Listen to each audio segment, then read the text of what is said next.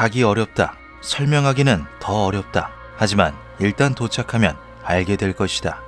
텍사스에 위치한 마파의 슬로건은 두 가지 의미를 지닙니다. 첫 번째는 예술가들의 문화 중심지로 알려진 이 작은 도시 곳곳에서 전시되는 현대 미술품을, 두 번째는 먼 과거부터 지금까지 마파에서 계속해서 벌어지는 수수께끼의 괴현상을 뜻하죠.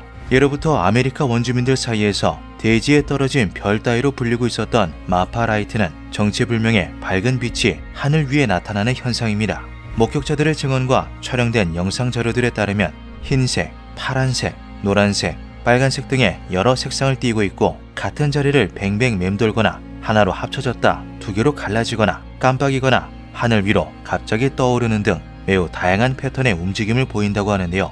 1883년 카우보이였던 로버트 리드 앨리슨이 소떼를 몰고 넓은 평원을 가로지르던 중 춤추듯이 흔들리는 거대한 빛을 본 것이 마파라이트가 공식적으로 보고된 첫 사례이죠. 당시 잔뜩 겁에 질린 앨리슨은 급하게 마을로 돌아가 자신이 보았던 존재를 세세히 설명했습니다. 처음에는 그의 말을 믿지 않았던 마파의 주민들이었지만 얼마 지나지 않아 농부, 학생, 시간이 더 흘러서는 2차 세계대전 참전군인 등의 다양한 사람들이 남동쪽을 따라 비행하는 빛나는 구체들을 목격하게 되는데요. Well, I was coming from Alpine. My daughter was with me and it was about 10:30 at night and she was the one that spotted them first. They dim, they brighten, then they move and sometimes they line up, sometimes they split and they're different from any other light. 소수 목격자들의 진술에 희미한 실체를 의존하는 여타 괴현상들과 달리 1년에 최소 12번 이상 일어났던 마파라이트는 마파에 거주하는 주민들이라면 이 현상을 목격한 경험이 반드시 있을 정도로 그 실체가 뚜렷했습니다. 잠깐 마파에 방문한 관광객일지라도 타이밍만 잘 맞춘다면 직접 목격할 수 있었던 마파라이트는 순식간에 엄청난 유명세를 얻게 되는데요. 1950년대 미국 영화계의 아이콘이었던 명배우 제임스 딘이 영화 자이언트를 촬영하기 위해 마파를 방문했을 때 반드시 마파라이트를 보고 말겠다며 호텔 방 안에 커다란 망원경을 보관해 두었다는 일화는 유명하죠. 10시 30분쯤 마파라이트를 목격했습니다. 빛이 흰색이어서 처음 봤을 때는 그게 있는지도 몰랐어요. 그리고 저는 깨달았죠. 어떻게 저것들이 하늘을 가로지르고 있는 거지? 그리고 빛들이 여러 개로 갈라지더군요. 그건 정말 멋졌습니다. 마파라이트의 인기는 지금도 여전합니다. 마파라이트가 잘 보이는 스팟에 세워놓은 관광 안내소 마파라이츠 뷰잉 에어리어는 최근에도 이곳을 방문한 전세계 관광객들의 후기가 이어지고 있는데요. 긴 세월 동안 꾸준히 목격된 마파라이트는 그 인지도만큼이나 미스터리를 해명하기 위한 시도 역시 끊임없이 행해지고 있습니다. 하지만 사람들의 노력에도 불구하고 확실한 결론은 아직까지도 나지 않은 상태인데요. 오로지 수많은 가설들만이 존재하죠. They might be UFOs. That's my belief. That's what I think. 가장 먼저 등장한 가설은 UFO였습니다. 정체불명의 빛은 UFO의 엔진 따위가 발산하는 것이거나 혹은 아예 UFO 그 자체라는 것이었는데요. 문제는 마파라이트의 역사가 유구하다는 점이었죠. 2차 세계대전 당시에도 마파에서는 해당 현상이 꾸준히 보고되고 있었고 인근 미들랜드 육군 비행장의 파일럿들은 대체 이 빛이 어디에서 나온 것인지를 밝히기 위해 출격했던 적도 있었습니다. 푸파이터와 같은 UFO가 심심치 않게 보고되고 있었던 시기였기에 파일럿들도 빛의 정체를 UFO로 생각했던 것인데요. 그러나 수차례 출격에도 불구하고 성과는 전무했다고 하죠. 과거 멕시코의 영토였던 텍사스에는 멕시코 민속 전설을 믿고 있는 사람들이 많이 존재하고 있습니다. 이들은 전설 속의 마녀 라 레추자가 마파라이트의 정체라고 말하였는데요. 라 레추자는 악마에게 자신의 영혼을 대가로 바쳐 거대한 올빼미로 변신하는 마녀로 사람을 잡아먹는다고 전해지죠. 그들은 마파라이트가 주로 목격되는 마파 동쪽의 미첼 플랫이 예로부터 마녀가 산다고 전해지는 곳이며 이곳에 마파라이트의 비밀이 숨어있을 것이라고 주장하였습니다. 반면 멕시코계 전설을 믿지 않은 이들은 마파라이트의 정체를 두고 위로 위스프라고 말하기도 했는데요. 유럽 등지에서 수도사의 랜턴, 흰키펑크 등의 여러 이름으로 불리는 위로 위스프는 유령의 징조라고 알려진 푸르스름한 불빛을 뜻합니다. 지옥의 유황불로 이루어졌다고 전해지는 위로 위스프는 여행자들을 유인해 죽이는 악귀라고 알려져 있죠. 하늘에서 흔들리는 마파라이트는 사람들을 위험한 곳으로 유인하는 마녀 라 레추자 혹은 위로 위스프인 걸까요?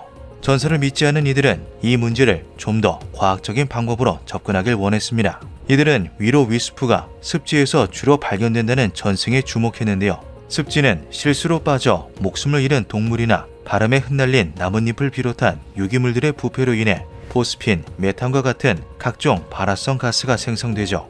발화성 가스들은 산소와 접촉하는 과정에서 순간적으로 불이 붙게 되고 그 결과 위로 위스프와 같은 푸르스름한 불빛을 발생시킵니다. 그리고 마파에는 상당량의 석유와 메탄을 포함한 대량의 천연가스가 매장되어 있는데요. 가득 찬 메탄이 대기 중으로 새어나와 산소와 접촉하는 과정에서 발생하는 것이 마파 라이트라는 주장은 꽤나 그럴듯해 보였죠. 전 항공우주 엔지니어 제임스 부넬은 이 지역의 땅 아래에 가득한 화성암을 마파라이트의 원인으로 지목하기도 했습니다. 화성암의 구성 광물인 석영은 압력이 가해질 경우 전기가 발생하는 압전 효과 현상이 일어나는데요. 지질 활동으로 인해 화성암에 커다란 압력이 가해진 결과 대량의 전기가 생성되었고 그것이 스파크를 만들어냈다는 것이었죠. 그러나 텍사스 주립대학의 칼 스테판 공학 교수는 부넬의 가설에 회의적인 입장을 밝혔습니다. 지질 활동으로 인해 전기가 생성될 수는 있지만 현 시점에서는 그저 추측에 불과하며 증명된 사실이 존재하지 않는다는 것이 그 이유였는데요.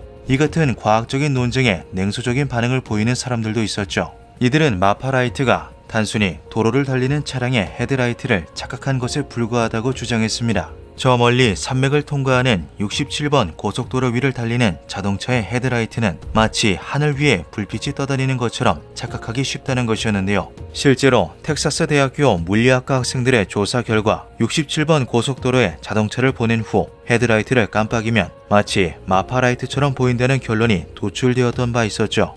Now, I'm talking about 1943. You didn't have guard lights, you didn't have vehicular traffic, you didn't have yard lights. There was no electricity on the ranches at all. 그러나 인위적인 불빛이라고는 촛불 따위밖에 없었던 시대에 마파라이트를 목격했던 사람들은 이 가설이 성립될 수 없다고 일축했습니다. 결국 그 어떤 가설로도 명쾌한 해답이 나오지 않자 일각에서는 마파라이트가 이곳 주민들의 의도적인 계획이라는 음모론도 제기됩니다. 특별한 수익원이 없는 마파의 주민들이 관광 수익을 목적으로 과거의 전설을 부풀렸다는 것인데요. 실제로 마파는 1930년 이래 끊임없이 인구가 감소하며 현재는 1,800명가량밖에 주민이 남지 않아 커다란 재정 악화 위기에 늘상 놓여있는 상태죠. 그러나 마파라이트를 보러 오는 수많은 외지인들이 도시에 대량의 관광 수익을 제공했고 주민들은 이들을 위한 호텔과 식당을 영업하며 풍족한 생계를 꾸려나갈 수 있게 되었다는 것입니다. 하지만 마파라이트는 지금까지도 계속해서 마을의 상공 위에 떠오르고 있으며 그 정체 또한 여전히 설명되지 않고 있는데요. 음모론이 설령 사실이라고 할지라도 하늘 위에서 빛나는 불빛들까지 관여할 수는 없죠. 수백 년 동안 풀리지 않은 미스터리 마파라이트는 오늘 밤에도 텍사스의 하늘 위에서 빛나고 있습니다. 기묘한 밤이었습니다. 1953년 한국전쟁 휴전 직후 미국의 34대 대통령이었던 아이젠하워는 회견장에서 한 기자의 질문을 받게 됩니다. 3차 세계대전은 언제 일어날 것으로 예상하십니까?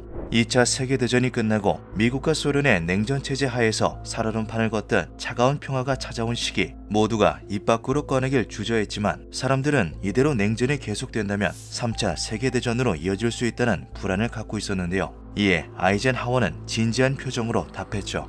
아직 2차 세계대전도 끝나지 않았습니다. 1952년 아데나우어 내각의 서독은 남극 대륙의 노이슈바 벤란드를 공식적인 독일 영토로 선언합니다. 당시 전후 수습과 상황 유지에 바빴던 연합군은 독일의 주장에 반박을 표하지 않았는데요. 히틀러는 죽었고 나치 독일은 동서로 분열되어 국력을 갉아먹고 있었기 때문이죠. 하지만 아이젠하워의 생각은 달랐습니다. 미국의 대통령으로서 누구보다 많은 정보를 접하고 있던 그는 냉전체제 속에서 수많은 첩보 작전들이 비밀리에 수행되고 있다는 사실을 알고 있었는데요. 아이젠하워는 2차 세계대전의 여파가 아직 끝나지 않았으며 나치와의 전쟁 역시 마무리되지 않았다고 여겼죠. 서독이 노이슈바 벤란드를 차지하기 6년 전인 1946년 2차 세계대전을 승리로 이끈 미국은 대대적인 남극 원정대 파견 계획을 세웁니다. 작전의 이름은 태스크포스 68, 오퍼레이션 하이점프. 하이점프 프로젝트의 대외적인 명분은 남극에 연구기지를 설립하고 기후 관측과 생태 탐구를 목표로 하는 과학적인 조사단 파견이었는데요. Purpose is to train our Navy in polar operations so that it may better perform its function of preserving the peace on the seven seas of the world. 하지만 4,700명의 군인, 13척의 배, 폭격기와 전투기를 포함한 33대의 항공기, 마지막으로 해군 항공모함인 USS 필리핀 호까지 작전에 동원된 병력과 무장은 결코 평화적인 목적으로 보이지 않았죠. 1971년 지질학자인 존 케네스는 미국 지질학회에서 하이점프 프로젝트의 진짜 목적이 냉전 체제 하에 남극 대륙에 대한 미국의 주권을 공고히 하기 위한 점령 행위였다고 밝혔습니다. 그 최종 목표는 남극 대륙에 공군기지를 설립하여 알래스카에서부터 소련의 영토까지 타격이 가능한 B-29 폭격기의 비행 토대를 마련하는 것이었죠. Although the government denied it at the time, it would later become known that one of the operation's primary objectives was, quote, extending the United States sovereignty over the largest practicable area of the Antarctic continent. 1867년 러시아 제국이 미국에게 단돈 700만 달러의 알래스카를 팔아넘긴 알래스카 조약은 100년도 채 되지 않아 본토 폭격이라는 날카로운 비수가 되어 소련의 숨통을 조여오고 있었습니다. 결국 하이점프 프로젝트는 전쟁에 준하는 무력 행사를 대비한 대규모 군사작전 수행이었던 것이죠. 하이점프 프로젝트의 총책임자로 임명된 사람은 2차 세계대전에서 활약한 파일럿 출신의 해군 제도 리처드 E. 버드였습니다. Confirming you, Admiral Byrd, as the officer in charge of the expedition, that makes Operation High Jump the greatest polar expedition in history. 버드 제독은 1928년 미국 최초로 남극점을 밟은 탐사대를 이끈 개척자로 이번 작전은 그의 5번째 남극 탐험이었습니다. 버드 제독은 남극뿐만 아니라 북극 역시 미국 최초로 정복한 위대한 탐험가였는데요. 극지방 탐험에 관해서라면 미국 내에서 버드 제독을 넘어서는 인물은 없다고 봐도 무방했죠. 그는 하이점프 프로젝트의 완벽한 적임자였습니다. Now, why is the South Pole important? Why do we go down there? It is because the bottom of the world is an untouched reservoir of natural resources. 1946년 12월 2일 버드 제독의 원정대는 중앙, 동부, 서부의 세 그룹으로 나뉘어 탐사를 시작합니다. 탐사의 최종 목적지는 남극점이었는데요. 세 그룹은 각기 다른 방향에서 항로를 그리며 목적지에 합류할 계획이었죠. 서부 그룹은 12월 12일 마르케사스 제도, 동부 그룹은 12월 31일 페테르 1세 섬에 도착하며 순조로운 항해를 이어갔습니다. 버드 제독이 이끄는 중앙 그룹은 그 중에서도 가장 먼 웨일만으로 항해하였는데요. 세 그룹은 항해를 하면서도 쉬지 않고 남극의 하늘길과 해도를 작성하며 가능한 모든 지리적 군사 정보를 모았죠. 그런데 12월 30일 중앙 그룹이 웨일만의 중간 지점인 서스턴 섬에서 큰 사고를 당하게 됩니다. 바로 마틴 PBM-5 폭격기 조지 1호가 추락한 것인데요. 이 사고로 3명이 사망하고 6명은 13일 뒤에야 간신히 구조되었죠. 그리고 2주일 뒤 공교롭게도 다시 중앙그룹에 사고가 터집니다. 1947년 1월 21일 베이스 캠프를 설치하던 중 하역 사고로 벤스 우달이 사망하고 만 것인데요. 그럼에도 작전은 계속해서 이어졌고 탐험대는 벤스 우달을 잃은 베이스 캠프를 리틀 아메리카라 이름 붙이며 남극이 미국의 영토임을 선언했죠. This is Little America, the southernmost city in the world. 1947년 2월 13일 세계로 나뉘었던 그룹은 최종 목표인 남극점을 향해 운행을 시작하였습니다. 그러나 3주 뒤인 3월 3일 버드 제독은 어째서인지 이른 철수를 명령하는데요. 결국 남극 정복이라는 원대한 꿈을 가지고 출항한 하이점프 원정은 계획했던 8개월은커녕 단 8주 만에 막을 내리고 말죠. 원정을 마치고 돌아온 버드 제독은 인터내셔널 서비스 뉴스의 기자 리바 나타와 하이점프 작전에 대한 인터뷰를 진행합니다. 이 인터뷰는 칠레의 일간지 엘 머큐리오에 실리게 되는데요. 리처드 E. 버드 제독은 오늘날 미국이 극지방에서 오는 적기들의 침공 가능성에 대한 보호 조치를 취해야 한다고 경고했습니다. 새로운 전쟁이 일어날 경우 미국이 한쪽 또는 양쪽 극지방을 오가는 비행 물체의 공격을 받을 수 있다고 말하였죠. 최근 끝마친 탐험에 대해 언급하면서 버드 제독은 남극 관찰과 발견을 통해 얻은 가장 중요한 결과는 미국의 안보와 관련된 잠재적인 위협이라고 밝혔습니다. 직접적인 표현은 피하고 있었지만 버드 제독은 극지방의 비행체와 남극과 북극을 오가는 초고속 이동에 관해 얘기하고 있었죠. 인터뷰 이후 대중들은 하이점프 프로젝트에 관한 다양한 추측들을 내놓았습니다. 몇몇 이들은 작전의 주요 목적이 남극 대륙에 숨어있는 나치의 211 비밀기지를 공격하기 위함이라고 주장하기도 했는데요. 이들의 말에 따르면 히틀러는 압도적인 힘을 지닌 무기를 개발해내는데 혈안이 되어 있었고 비밀리에 제작하기 위해 사람의 손이 채 닿지 않은 남극과 북극 같은 극지방을 눈여겨보았다고 하죠. 결국 나치는 1938년 12월 17일 화물선으로 위장한 MS 슈바 벤란드호를 보내 남극 탐사를 시작했습니다. 이 배에는 총 33명의 승객이 타고 있었는데 그 중에는 과학자, 군사 전문가, 건설 인력들이 포함되어 있었고 나치의 전신이 된 신비주의 단체 툴레 협회의 핵심 인력까지 타고 있었죠. They were searching for this lost Arctic home that they thought that the Aryans had come from, and that included Antarctica.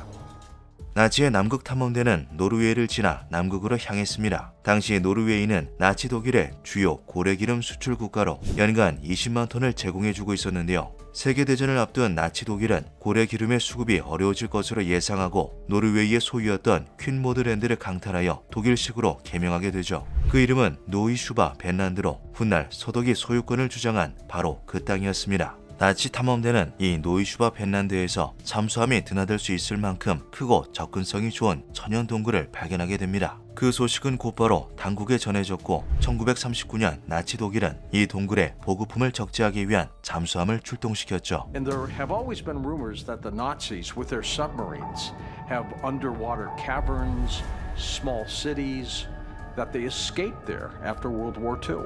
누군가는 2차 세계대전 시기에 이미 남극 밑에 211 비밀기지가 건설되었을 거라고 말하기도 했는데요. 히틀러의 친위대 대장이자 나치 독일의 국가외무장관이었던 요하임 폰 리벤트로프는 종전 이후 열린 군사재판에서 이렇게 말하기도 했죠.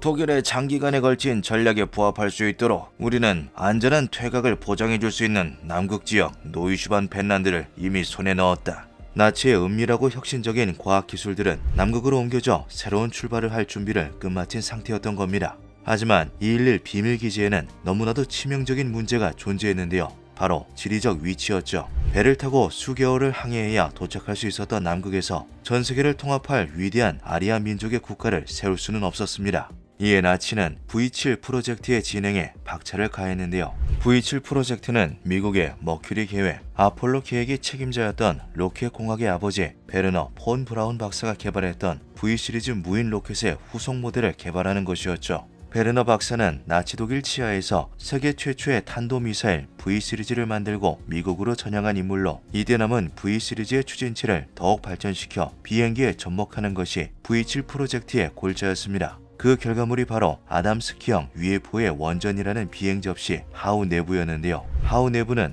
툴레 모터 시스템이라는 고유 기술로 만들어진 동력을 사용했다고 하며 마 5의 속도로 날 수 있었다는 등 여러가지 추측이 남아있는 나치의 비밀 무기이지만 지금은 설계도조차 찾아볼 수 없게 된 비행체이죠. 음모론자들은 211 비밀기지 내부에 하우 내부를 비롯해 디글로케와 플루프 라이젤 등 현대 기술을 뛰어넘은 비행 물체들이 가득할 것이라 말하였습니다.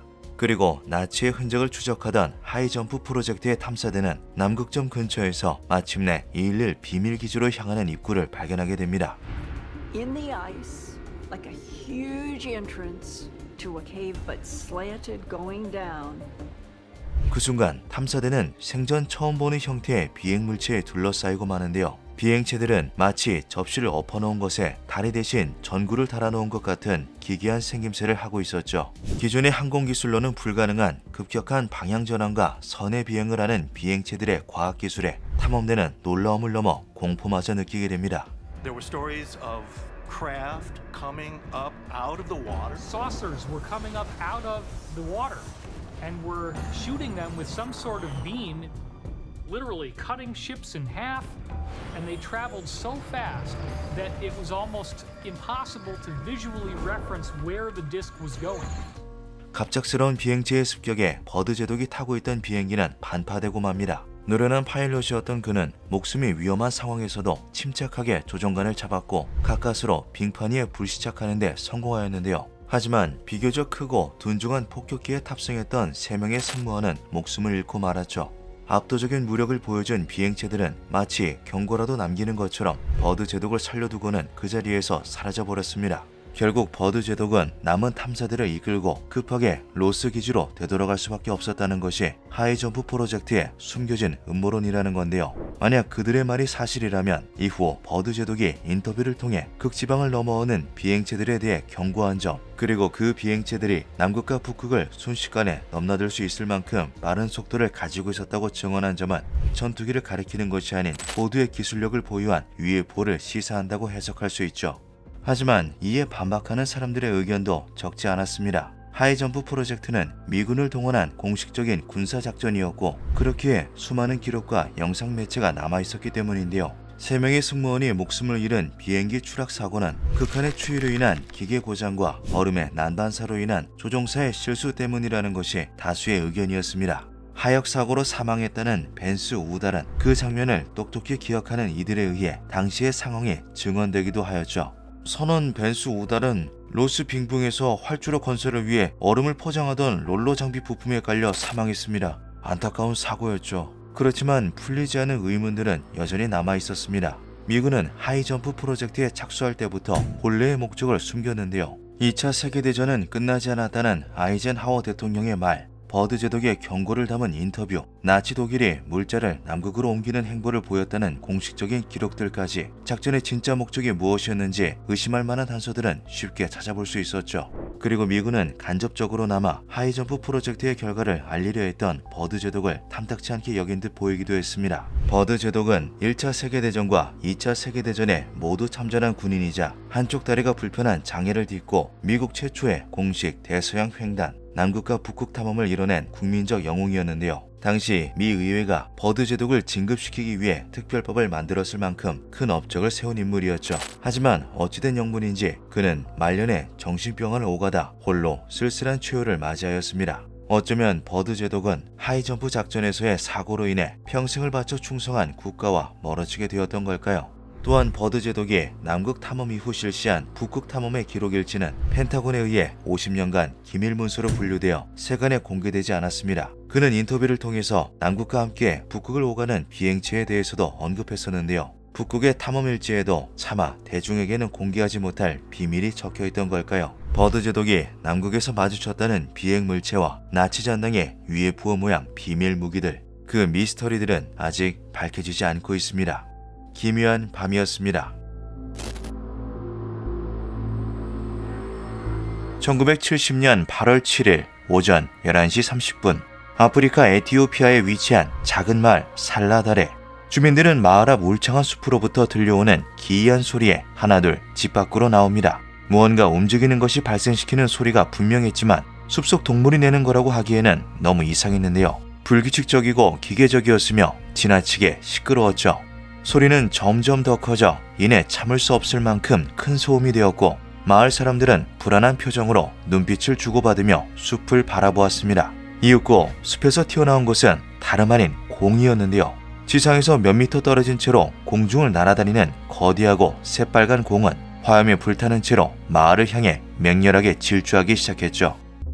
마을은 순식간에 혼란에 휩싸였습니다. 타오르는 구체는 불안한 궤적을 그리며 엄청난 속도로 곧장 마을의 중심부로 진격하였는데요. 그 과정에서 여러 집의 벽에 부딪히고 바닥을 긁기도 하였으며 커다란 나무가 뿌리째 뽑힐 만큼 강하게 충돌하기도 했죠. 정상적인 비행 궤도를 회복하라는 것처럼 요란하게 움직이던 물체는 결국 민가가 잔뜩 들어서 있던 구역을 정면으로 밀고 들어갔고 그대로 수십 채의 가옥을 박살내버립니다. 마을 사람들은 난데없고 압도적인 재앙에 무기력하게 소리를 지르며 도망치는 것이 전부였는데요. 물체와 부딪힌 사람들은 덤프트럭에 치인 것처럼 수십 미터를 날아가 버렸죠. 직선 거리로 약 140m 정도를 날며 마을을 무참히 부순 괴 비행체는 마을을 벗어난 후에도 아스팔트와 돌담에 부딪히면서 닿는 모든 것을 파괴하며 시야에서 사라졌습니다. 구체가 마을을 통과한 것은 아주 잠깐이었지만 마을은 그 한 번의 통과로 이미 아수라장이 되어버렸는데요. 곳곳에서는 주민들의 비명소리가 끊이지 않고 들려왔죠. 피해를 입지 않은 이들은 집에 깔린 사람을 구출하고 구치에 치여 길가에 쓰러져 있는 사람들을 부축하였습니다. 하지만 누군가의 외침에 마을 사람들은 모두 하던 일을 멈출 수밖에 없었죠. 저기 산 위에 그게 아직 있다! 마을에서 약 150m 떨어져 있는 야트막한 산의 경사에 활활 불타는 구체가 더 있었던 건데요. 그것은 지상에서 수미터 정도 떨어져 비행하고 있는 상태였으며 이성을 되찾았거나 혹은 조종을 제어하는 데 성공한 듯 요란스러운 움직임을 서서히 멈추기 시작했죠. 하지만 마을 사람들이 채 안심하기도 전 비행체는 뜻하지 않게 시동이 걸린 것처럼 불안하고 격정적으로 움직이기 시작하더니 다시 마을을 향해 돌진하기 시작합니다. 구체는 아까와 같이 맹렬한 속도로 마을을 향해 빠르게 비행했습니다. 다행인 것은 그것이 새로운 길을 개척하지 않고 처음에 자신이 박살내며 뚫어낸 길을 그대로 날아갔다는 것인데요. 이 과정에서 추가적인 민가 파손이 발생하기는 하였지만 첫 번째 돌진에 비해서는 확연히 적은 피해였죠. 비행체는 순식간에 마을을 통과하여 자신이 나타났던 방향을 되돌아가 사라져버렸습니다. 사건은 해당 지역의 유엔 구호본부에 전달되었고 파견 의사였던 아탈 마크 박사는 인력들과 함께 물자를 싣고 살라다레 마을로 향하였습니다. 도착한 마크 박사는 황폐해진 마을의 모습을 보고 아연실색하였는데요. 그는 당시 상황에 대하여 거대한 포탄이 마을을 뚫고 지나간 것 같다라고 표현하였죠. 마크 박사는 마을이 미상의 무기로 인해 공격을 받았거나 천재지변을 겪은 것이라 여겼습니다. 상황은 생각보다 더 심각하였고 그는 우선 구호에 집중하기로 하였죠. 50채에 달하는 집이 완전히 부서져 내렸으며 마을 곳곳의 나무와 담장도 군데군데 박살이 나 있었습니다. 어린 소녀 한 명이 안타깝게 목숨을 잃었고 물체에 치이거나 무너진 집에 깔린 주민들 중 8명은 목숨이 위태로울 정도의 중상을 입었는데요. 아스팔트 도로에는 강한 열기의 흔적이 남아있었고 무너져 내린 주택에서도 열에 의해 녹은 냄비 등의 식기구가 발견되었죠. 철제로 된 냄비가 형체를 알아볼 수 없이 녹아 찌그러져 있다는 것은 잠깐 스친 것만으로도 엄청난 열에 노출되었다는 것을 의미했습니다. 마크 박사가 의아하게 생각한 것은 물체에 부딪힌 사람들과 나무는 그슬린 흔적 외에 화상을 입지 않았다는 것과 어디서도 화재가 발생하지 않았다는 사실이었죠.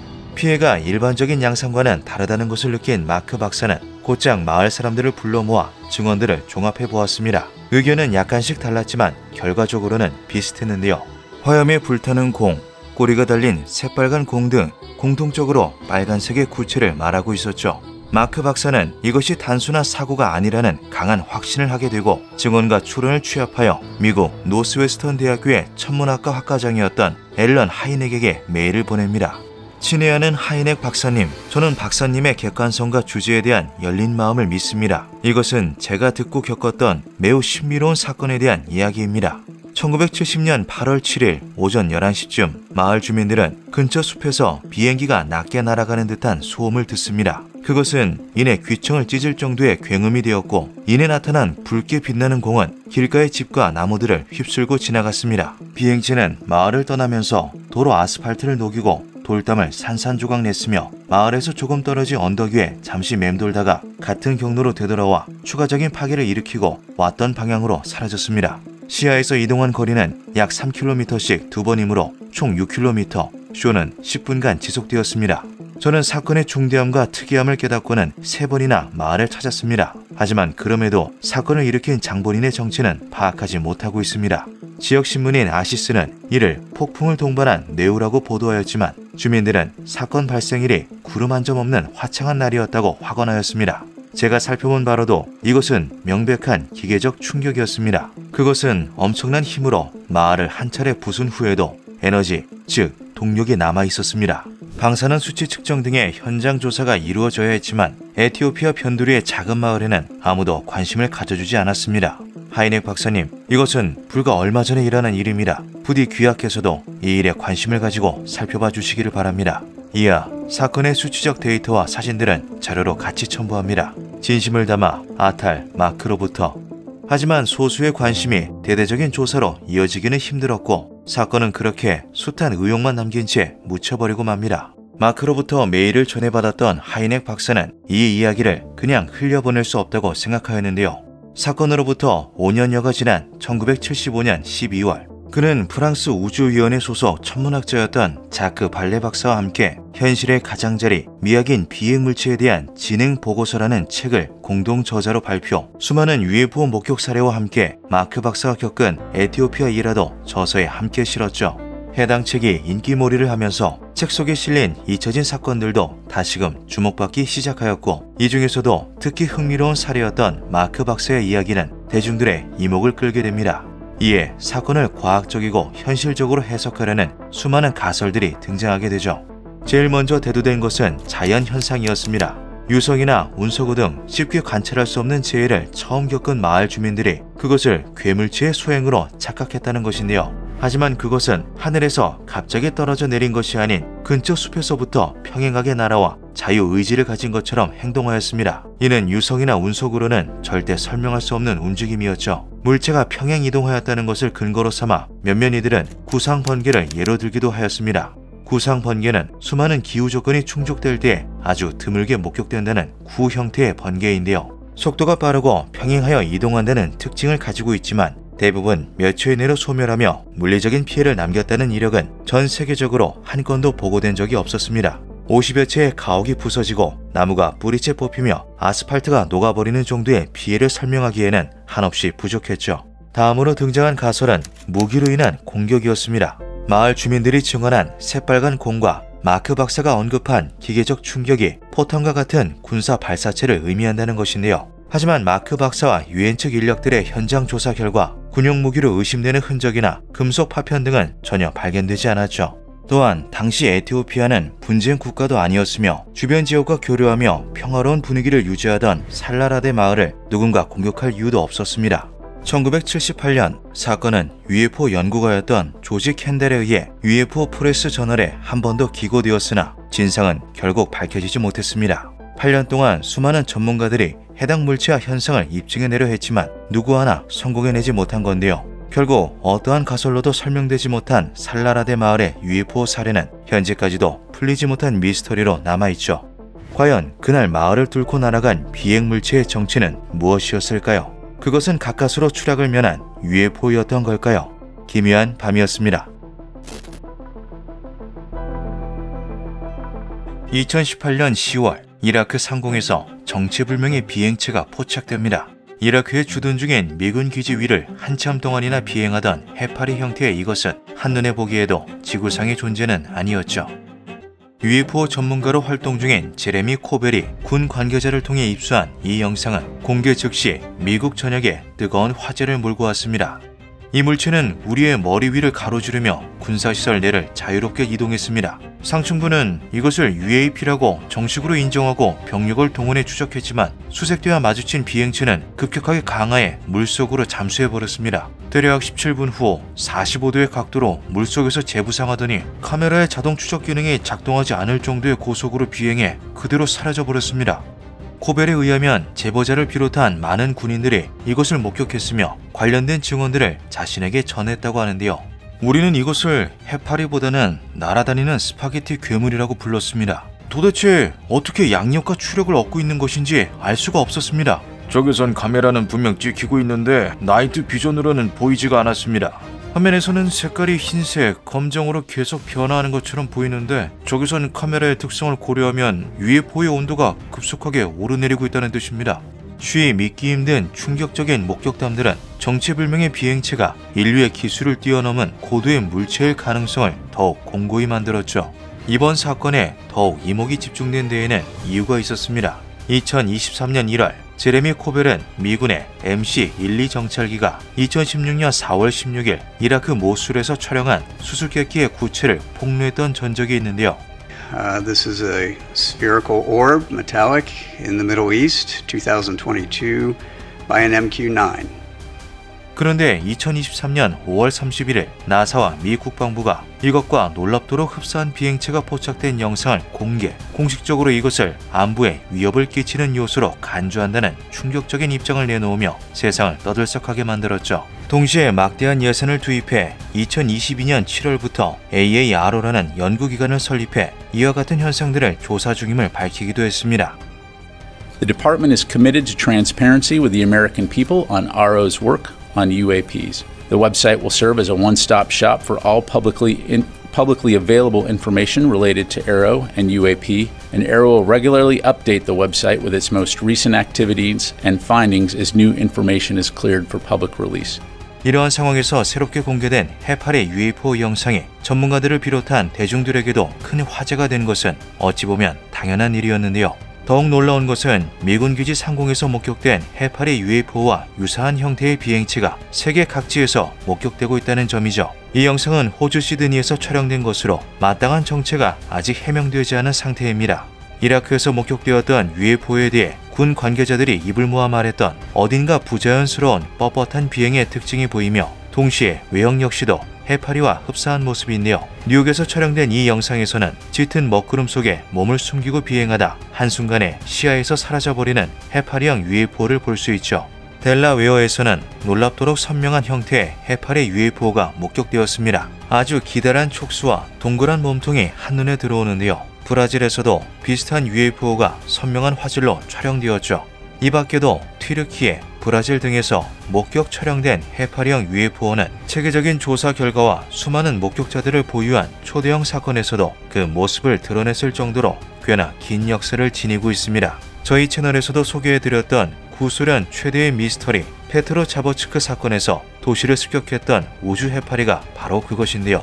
1977년 빛을 방출하는 비행체가 광선과 같은 여러 개의 촉수를 아래로 뻗어 건물과 땅을 뒤덮는 광경이 수백 명에 달하는 시민들 앞에서 벌어졌죠. 목격자들은 구체적인 증언과 함께 자신이 보았던 것에 대한 스케치를 그려 제출했고 임상심리학자를 동원한 소련 정부의 조사 결과 이들의 증언에는 일관성과 상호 보완성이 있어 신뢰할 수 있다는 결론이 도출되었던 바 있습니다.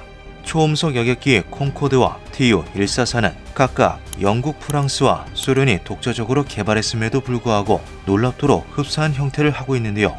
이처럼 같은 목적을 가지고 무언가를 개발할 경우 가장 효율적인 형태로 결과물이 귀결되는 수렴 진화적 양상을 띠는 경우가 많죠. 이것과 더불어 당시 도시를 습격했던 해파리형 UFO와 최근 목격된 유사한 비행체들이 마치 정찰을 목적으로 하는 듯한 행동 양식을 보여주었다는 것을 근거로 하여 해파리 형태가 정찰 임무에 특화된 기체가 아니냐는 의견도 등장하고 있습니다. 유출 가능성이 있는 DoD 자료의 진위 여부에 대해서는 언급하지 않겠다. 한편 미 펜타곤은 비행체에 대한 언급을 회피하며 동시에 국가안보에 관련된 자료가 무단으로 공개되었음을 매우 심각하게 우려한다는 공식적인 입장을 표명했는데요. 미 정부의 애매모호한 태도는 사람들의 의욕을 더욱 증폭시키고 있는 상태죠. 과연 세계 각지에서 목격되고 있는 해파리형 UFO의 정체는 무엇일까요? 기묘한 밤이었습니다. 1994년 9월 16일 짐바브웨의 수도 하라레에서 남동쪽으로 22km 떨어진 작은 농촌마을 루아. 이곳에 위치한 아리엘 학교의 학생 62명은 하늘에서 기이한 형태의 비행선이 다가오는 것을 목격합니다. Could you tell me what you saw on Friday? Well, it looked like it was like glinting in the trees. Like it looked like roundabout like a disc, like a round. 바로 이 사건이 전 세계에서 가장 유명한 UFO 목격담 아리엘 학교 UFO 사건입니다.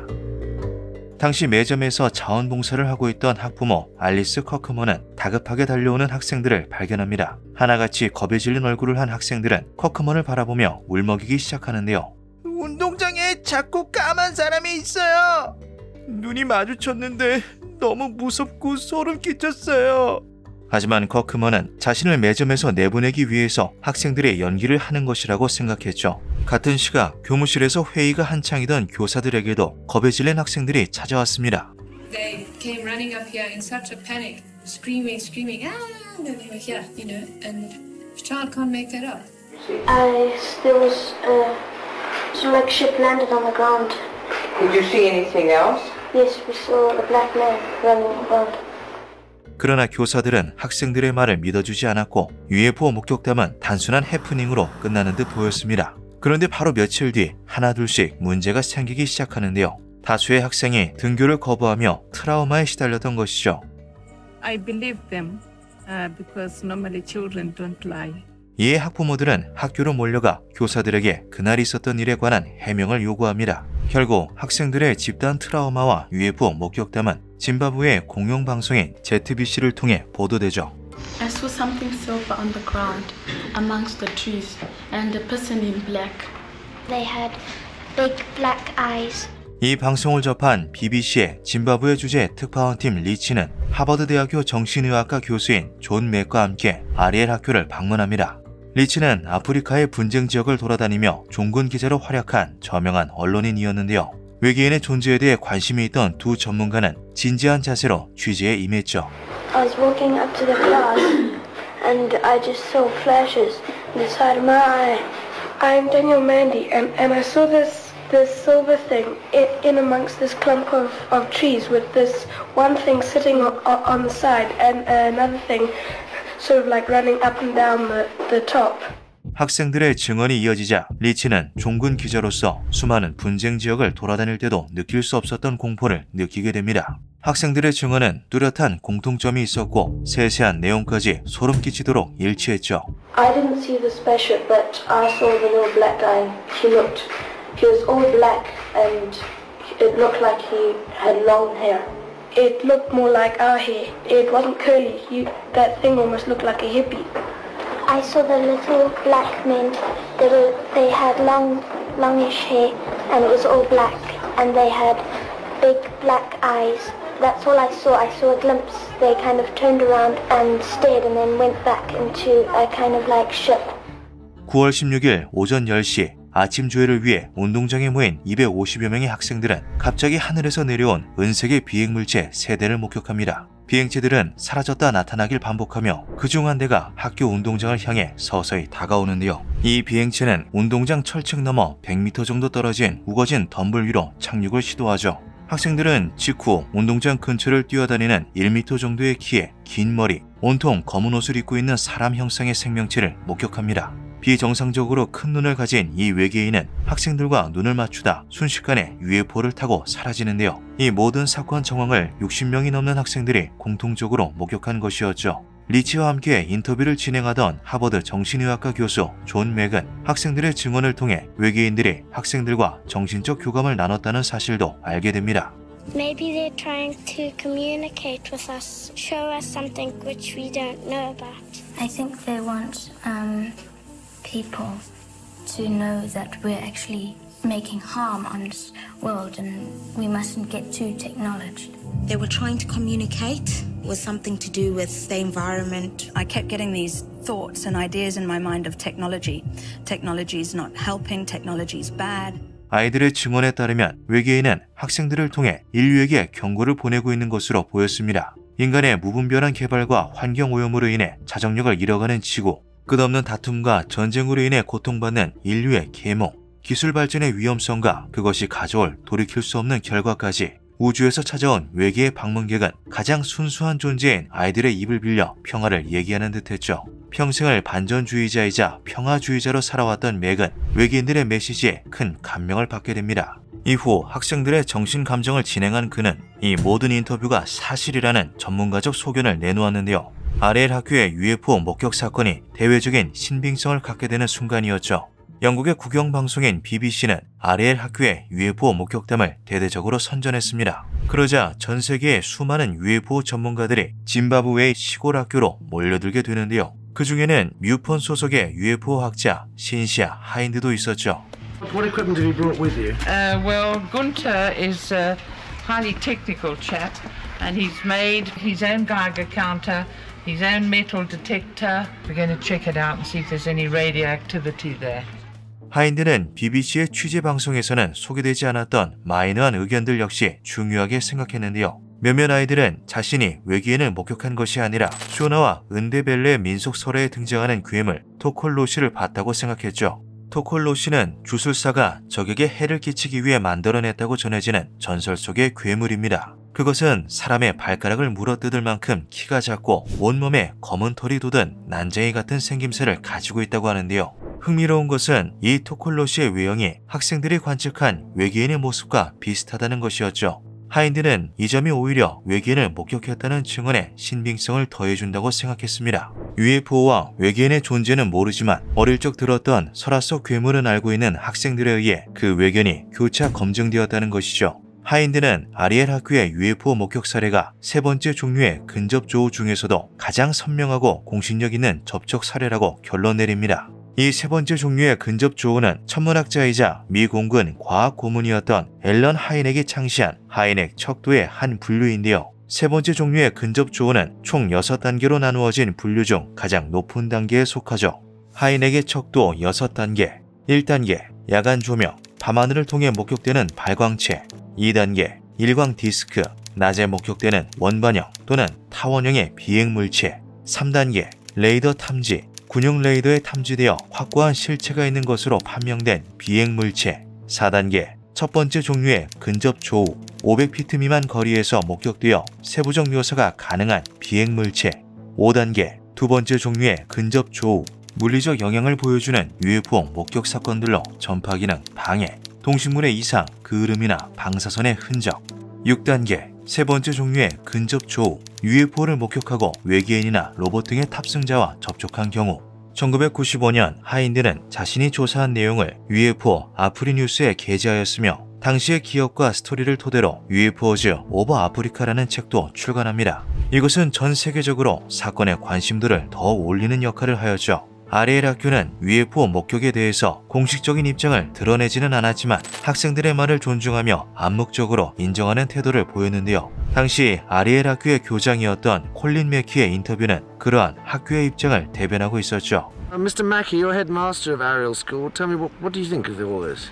I feel sure that the children feel that they did see something. We asked them to draw pictures of what they saw on Friday, and after looking at those, I definitely feel that they did see something. I agree that it could be something that we are not common with, but to actually say that it was a UFO... Aliens visited us. And that's about it, yeah.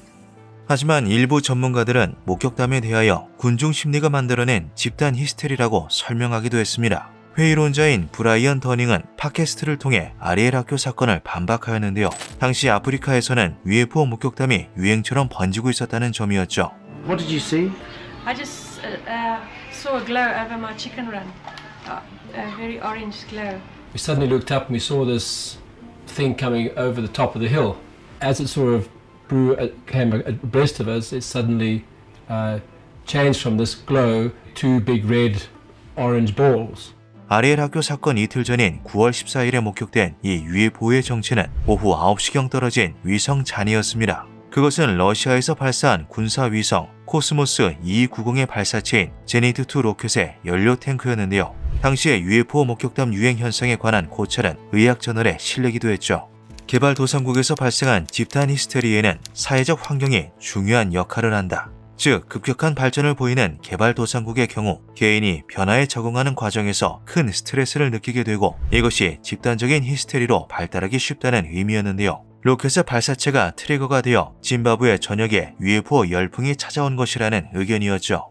하지만 20년이 지나도록 그날의 진실은 규명되지 않고 있습니다. 지난 2013년 사건 발생 20주기를 기념하는 의미로 초등학생에서 성인이 된 목격자들은 미국 LA에서 모임을 가졌는데요. 그들은 당시를 회상하며 인터뷰를 진행하였죠. I stand by what I saw.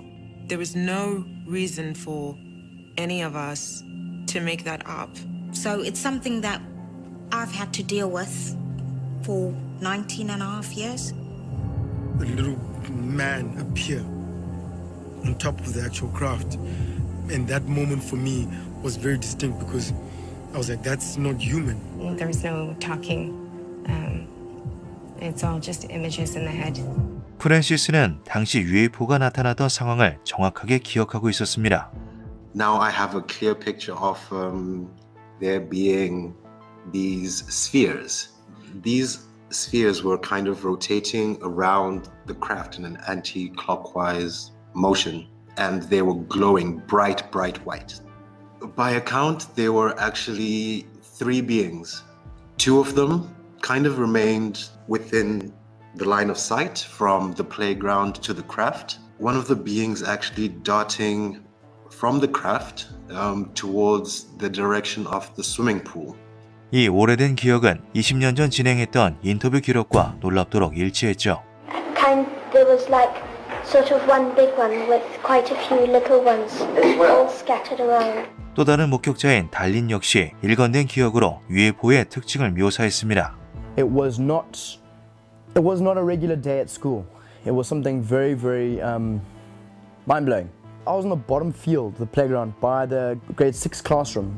The lights in the sky, they were really amazing. So that the light would flash red, for example, and then it would disappear. And then at about 200 meters to 500 meters, it would flash again, the light would flash again in the sky, but the color would be different. 수많은 회의론자들의 반박에도 불구하고 아레일 학교의 UFO 목격담은 20년, 지금에 이르러서는 30년이 넘는 시간 동안 가장 신빙성 있는 UFO 목격담으로 남아 있습니다. 아리엘 학교에서 일어난 외계인과의 조우는 당시 어린아이였던 학생들의 장래에 큰 영향을 끼쳤을 뿐만 아니라 사건을 접한 많은 이들에게 외계인의 존재에 대한 확신을 심어주는 계기가 되었죠. 과연 그날 아리엘 학교의 학생들이 목격했던 UFO와 외계인의 정체는 무엇이었을까요? 이 모든 것이 사실이라면 그들은 순수한 아이들의 입을 빌려 무엇을 이야기하려고 했던 걸까요? 진실은 여전히 미스터리로 남아 있습니다. 기묘한 밤이었습니다. 미국 펜실베니아주에 위치한 작은 마을 캑스버그. 1965년 12월 9일 오후 4시 40분경 저녁 식사를 준비하던 주민들은 하늘에서 빛나는 불덩어리가 숲으로 떨어지는 광경을 목격합니다. 몇 시간 뒤 펜실베니아를 포함한 미국 6개 주와 캐나다 온타리오에서 크고 빛나는 불덩어리가 떨어졌다는 보고가 이어지는데요. 미 당국은 이것을 러시아의 금성행 탐사선 코스모스 96이 추락한 잔해라고 발표했죠. 하지만 추락한 물체를 두 눈으로 직접 목격한 캑스버그 주민들의 생각은 달랐습니다. 사건이 일어난 시간은 해도 지지 않은 오후였기에 대다수의 주민들은 집 밖에서 그 광경을 목격했습니다. It was about 4:47 p.m. when the object apparently impacted in the woods at Kecksburg. 그런데 이 물체는 단순히 추락하는 모습이 아니었습니다. 마치 뜻밖의 사고로 불시착할 장소를 찾는 것처럼 공중을 선해 비행하고 있었죠. I watched it, and it was just like a big fireball. And it come back a pretty good piece, and the first thing I knew, it made a U-turn and went down into Kecksburg, down in the woods there. 목격자들은 이 물체가 느린 속도로 떨어져 내리면서 독특한 푸른 빛과 주황빛의 불꽃을 뿜어냈다고 증언했습니다. 그 빛들은 이내 하나의 덩어리가 되어 추락하기 시작하는데요. 물체는 떨어져 내리면서도 몇 번씩 회전을 하고 속도가 변하는 등 이상하고 변칙적인 모습을 보였죠. And I heard guys in Ohio talking on there, and they were jabbering. They were coming east, and they said that they seen this thing too going east, you know, and they wondered what it was. 당시 차량을 정비하던 빌 블리부시는 휘파람 같은 소리와 함께 하늘에서 빛나는 물체가 떨어지는 것을 목격합니다. 빌은 한적한 동네에 오랜만에 나타난 이야깃거리를 쫓기 위해 곧장 차에 오르는데요. 이윽고 빌은 숲 전체가 보이는 높은 언덕에 올라 자동차에 라이트를 켜고 낙하 지점을 확인했습니다. 그는 라이트를 길잡이 삼아 낙하 지점까지 걸어갔는데요. 청량해야 할 숲의 공기는 유황 같은 고약한 냄새가 스며들고 있었고 추락한 물체에 다가가자 끈적한 액체가 지글거리며 끓는 듯한 소리가 들려왔죠. Right in there and knocked top of the trees out and everything else. 빌은 추락 지점에서 도토리를 닮은 유선형의 몸과 두터운 바닥면을 가진 금속 물체를 발견합니다. It was burnt from the front clear to the back, and it looked like Egyptian writing on the back of it. There was no windows in it, no seams, no rivet marking. It was just a solid piece. 그리고 그 자리에는 빌뿐만 아니라 수많은 주민들이 함께하고 있었죠. Here was this large metal object in front of me. And the reason I say the acorn is because around the bottom of this object there was a bumper that went the whole way around this thing. Because I've been a machinist for almost 30 years now. And I've cut a lot of metal, different kinds of metal. And I've never run into it again, never. I've seen pictures of Russian satellites, and this thing looked similar to it. It looked like the same shape and everything. It didn't have no solar panels on it or antennas. And this in here was like smooth. 이 물체는 독특한 외관과 더불어 신비한 푸른 빛을 내뿜고 있었는데요. It looked like it had plowed into the ground somewhat. I don't know if it was the front or the back or side. It was a blue light. Radiating off for the back or side was a blue light, much like a welder's light. 얼마 뒤 군인들이 나타나 현장을 통제하기 시작했습니다. 군인들은 추락 현장이 위험할 수도 있으니 물러나라고 소리쳤는데요. 군인들은 목격자들이 추락한 물체를 볼 수 없게 가리는 일부터 시작했죠. 그런데 군인들은 단순히 잔해를 수거하는 것 치고는 너무나 신중하고 엄격한 태도를 보였습니다. There was army trucks, cars, they had the rifles, all kind of military people that were coming in. 시야마저 제한된 상황에서 목격자들은 한 덩어리의 푸른 연기가 숲으로부터 피어오르는 것을 볼 수 있었습니다. And as we approached the fire hall, I mean, man, you'd have thought there was an invasion going on. These military people were carrying in, I can remember them carrying tables in, big maps that they stand up and everything, and some radio equipment. 게다가 사건 현장은 군인이 아닌 정부 기관에서 파견된 것처럼 보이는 요원들이 진두지휘하고 있었는데요. 이들은 발목까지 오는 긴 코트를 입고 있었죠. Gentlemen, as I often called, one was carrying a little square box, ramrod stiff, long trench coats, no hats, no markings on the trench coats or anything. 분주한 군인들 사이에서 방수포에 감싸여 군용 트럭에 실려나가는 도토리 형태의 물체를 보았다는 주민도 있었습니다. And you could see on the flatbed a design under the tarp of like a bell shape or acorn shape vehicle that was under there. 그날 밤 캑스버그로부터 20km 떨어진 그린스버그의 WHJB 방송국에는 UFO가 추락했다는 제보가 빗발쳤습니다. 당시 방송국 직원이었던 마벨 마자는 쏟아지는 전화에 정신을 차리지 못했는데요. People were telling me something fell in Kecksburg and somebody said it was a ball of fire. Somebody said it was a plane wreck. The phones just kept ringing. 결국 기자이자 편집장이었던 존 머피까지 나서 전화 응대에 매진했죠. 그런데 머피는 일관된 제보자들의 증언에서 특종의 기운을 감지합니다.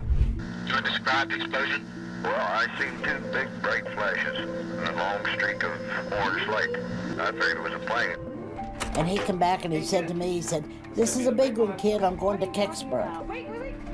머피는 취재를 위해 곧장 캑스버그로 향했습니다. 그는 군인들의 눈을 피해 숲으로 들어가 추락한 물체의 사진을 몰래 찍었는데요. 하지만 이내 군인들에게 발각되어 필름을 뺏기고 말았죠. 결국 머피는 사건 현장에 모여있던 목격자들과 인터뷰를 진행합니다.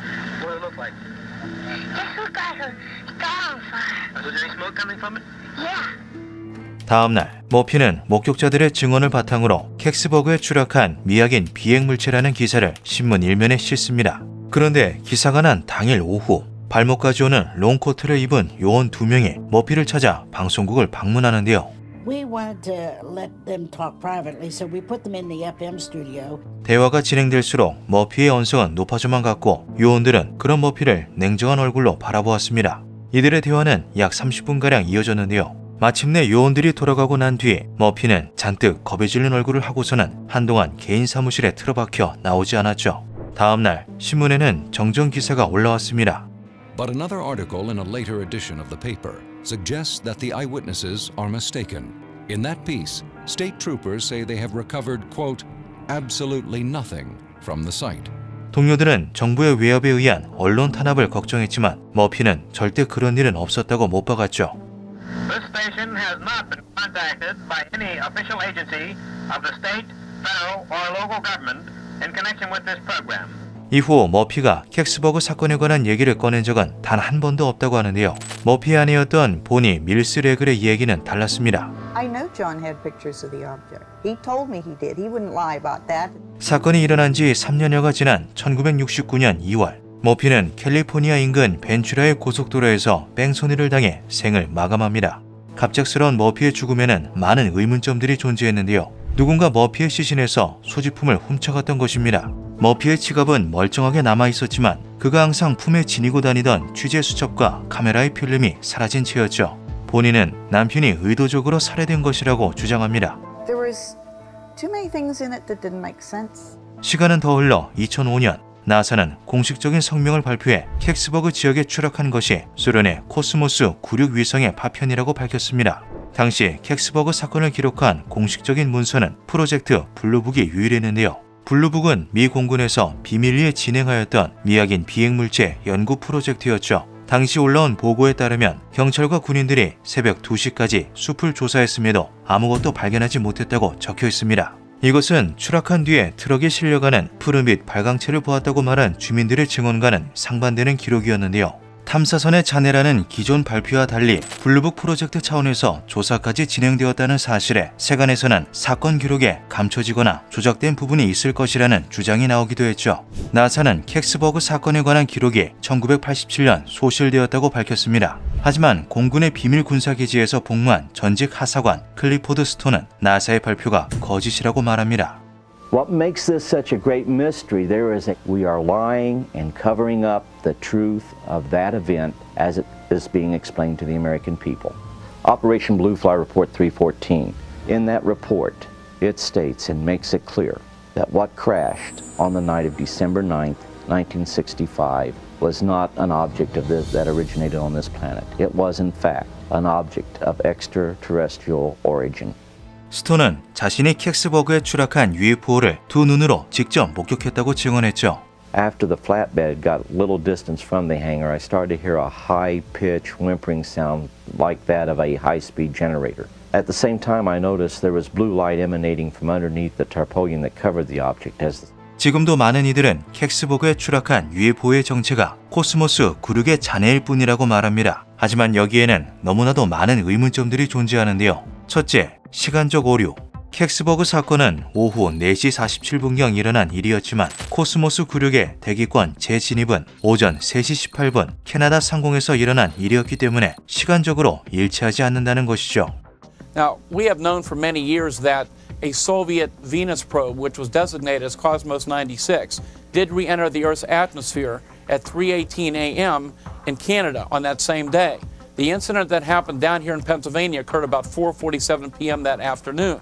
둘째, 거리상의 오류. 코스모스 구륙의 대기권 진입각으로 볼 때 캑스버그로 향하기에는 너무 가파른 각도를 가지고 있었는데요. 캐나다 왕립천문학회지는 코스모스 구륙의 잔해가 캑스버그가 아닌 온타리오주 윈저 근처의 이리 호수 북서쪽 해안에 충돌했을 가능성이 크다고 결론지었죠. 셋째, 정체불명의 기호. 캑스버그에 추락한 물체의 하단부에는 이집트 상형 문자를 연상시키는 글자가 적혀 있었는데요. 이것은 러시아어인 키릴 문자와 확연히 달랐죠. My dad is originally from Kiev, and I went to him one time and I said, "Dad, I says, you could read and write Polish and Russian." He said, "Yeah." And I looked at it, and I turned it upside down. Even the Polish and Russian writing that I see doesn't come nowhere near it. 넷째, 냉전체제 하에 외교 문제. 만약 추락체가 코스모스 구륙이었다면 미 정부는 이 물체를 분석해 경쟁자인 소련의 우주항공 기술을 파악하는 중요한 표본으로 쓸 수 있었는데요. 당시 소련은 기술 유출의 위험성에도 불구하고 미국에게 반환 요청을 하지 않았죠. 현대에 들어 캑스버그 사건은 오랜 시간 정성 들여 그 존재를 지어낸 것 마냥 증거물과 목격담마저 사라지고 있는 상황입니다. 하지만 캑스버그 주민들에게 있어 반세기 전의 UFO 추락 사건은 단순한 음모론이 아닌데요. 부모에게서 자식으로 대를 이어 전해 내려오는 이야기는 하나의 문화이자 전통으로 자리 잡았죠. 2023년 캑스버그에서는 코로나로 인해 중단되었던 UFO 축제를 재개하며 사건에 대한 기억을 이어가고 있습니다. 과연 캑스버그에 추락한 비행체의 정체는 무엇이었을까요? 정부의 발표대로 탐사선의 잔해에 불과했던 걸까요? 어쩌면 그것은 아직도 비밀스러운 지하 창고 어딘가에서 푸른 빛을 내뿜고 있을지도 모릅니다. 기묘한 밤이었습니다.